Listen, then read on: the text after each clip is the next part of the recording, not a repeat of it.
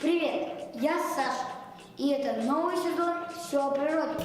Сегодня мы поговорим о том, как человек влияет на природу. Например, гуляя по лесу, мы дышим богатым кислородом воздуха. Ключевая вода напоит нас, а это важно для нашего организма. Земля кормит нас, а это важно для жизни и роста. Солнце, ветер, вода, дары лесов, полей – все это дает нам природа в изобилии.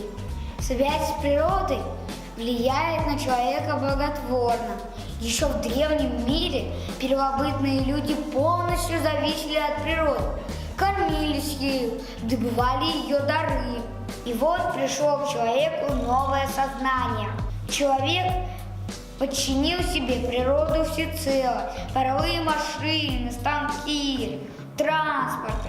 С такими помощниками он стал царствовать над ней. Люди стали противостоять природе. Варварское отношение людей к природе приводит к исчезновению разных видов животных и растений.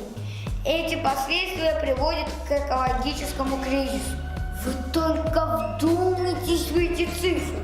За последние 500 лет истреблено 2/3 лесов Земли. Ежедневно выбрасывается 600 миллионов тонн отходов. К счастью, человек